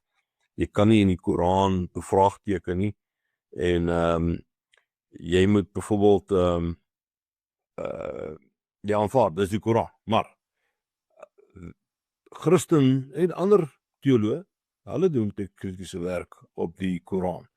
En die mees oorspronklike teks wat hulle kon kry van die Koran was 200 jaar na Mohammed se dood. So daar's 'n gaping van 200 jaar voor jy 'n oorspronklike teks kry van 'n Koran. Dit was in Jemen, in 'n moskee daar. So dit is, ek sê, weet jy, dis 'n bog storie. Verder is daar ouens wat nogal ingegrawe is, wat sê, weet jy, daar is 29 verskillende Korans. Daar word vir so, weet jy, nie is die Koran standaard, of jy nou van die Noordpool tot die Suidpool is net hierdie Koran.